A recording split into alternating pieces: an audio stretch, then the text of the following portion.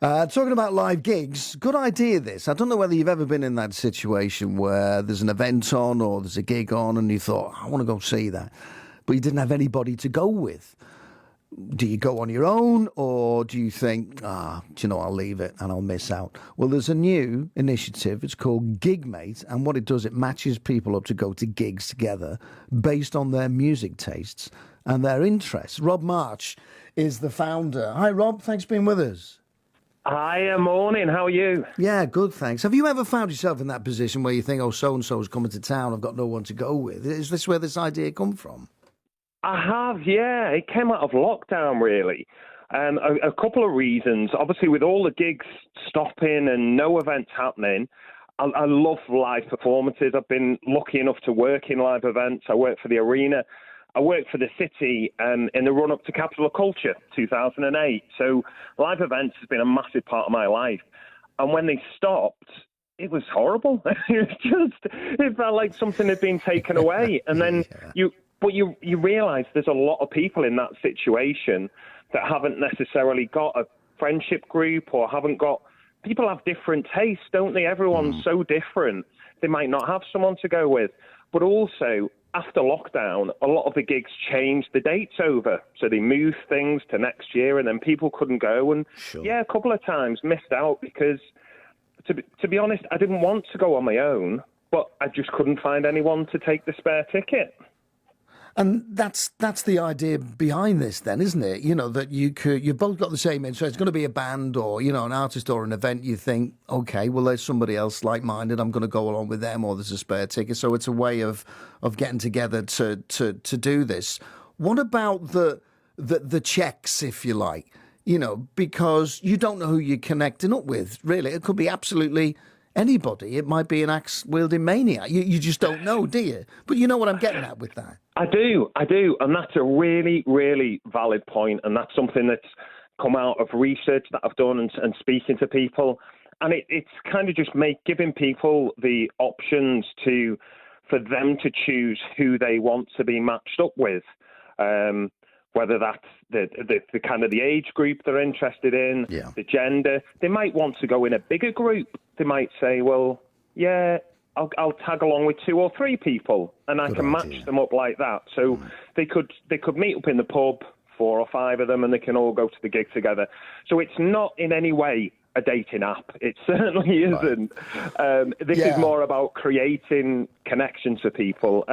The other side of this is, and a lot of people don't talk about the loneliness endemic that's going on. And a lot of people genuinely haven't got those real life connections. So again, live music seems to be a really good platform for that. It is. It's the vehicle, isn't it? You didn't mind me asking about the axe-wielding maniac, because that's the kind of question that people listening at home would ask. It could be anybody. Yeah, you're right. Yes. Yeah, no, that's as I say, really valid point. And I've spoken to a lot of people about that. And that's something that'll be a big part of this, is making sure people feel safe.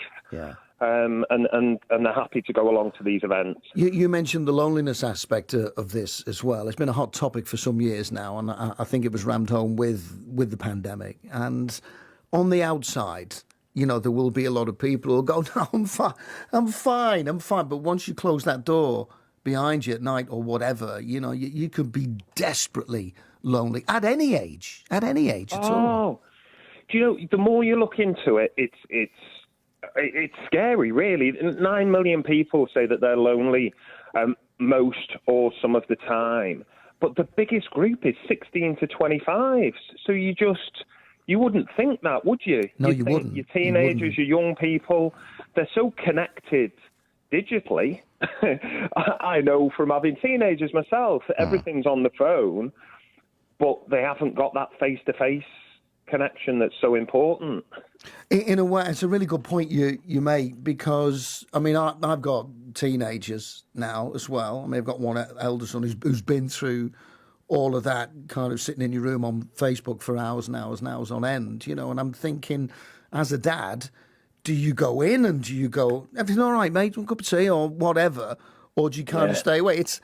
You'll know this. It's a balance, isn't it? But that's exactly it. Yeah, that will shock a lot of people. The lonely people, 16 to 25s. How can you be lonely? you've got 485 friends on Facebook, but there's having a friend and there's having a friend, and there's a massive gulf between those. And I think it's an age thing, because the way you've been brought up, you think lonely people are the old age pensioners, potentially the widows, people of that age group. But this is the research is showing, and the charities are really targeting these younger age groups because it cuts across everybody at the moment.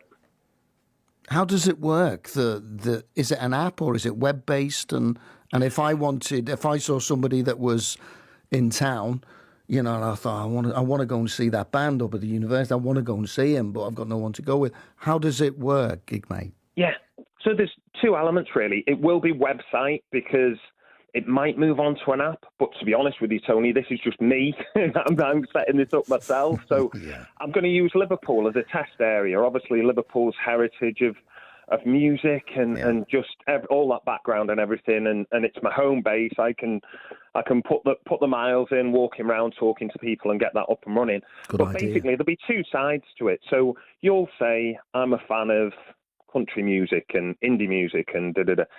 So as and when an event turns up, goes live, that hits your boxes, I'll then send you a message to say this is coming, and I'll send that message out to everybody who's a member, and then they'll come back and say, I'm interested.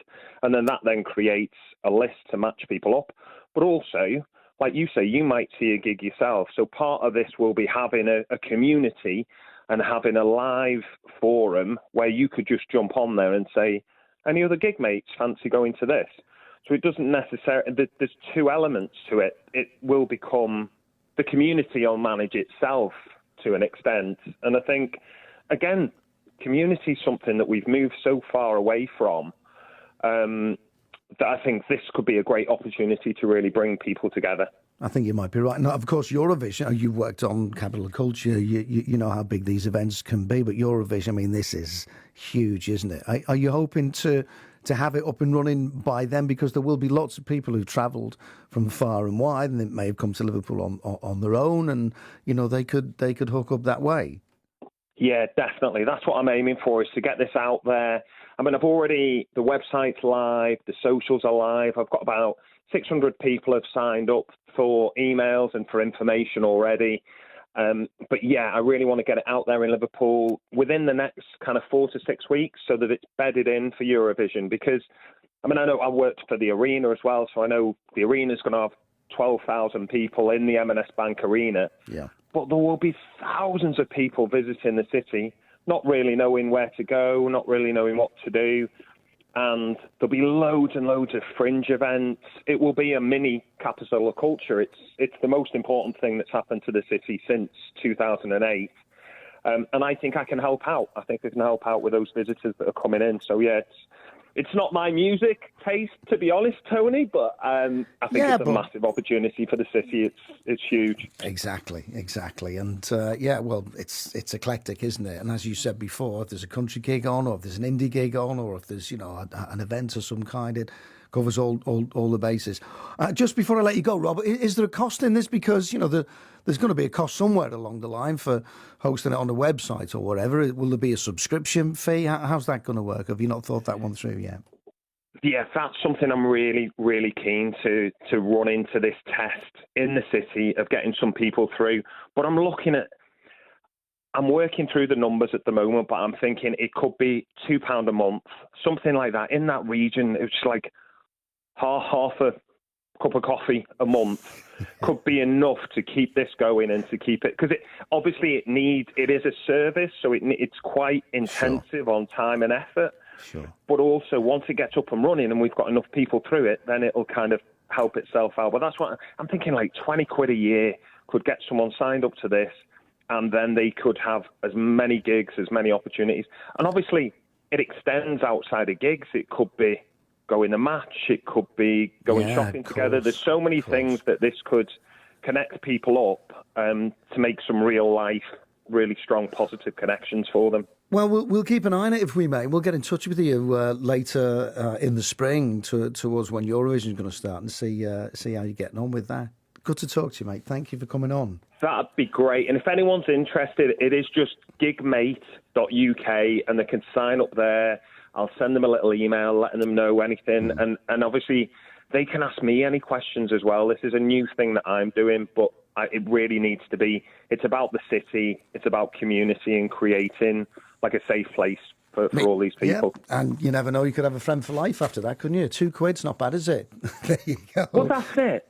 That's it. And I want to make it accessible for as many people as possible. That's the key thing here.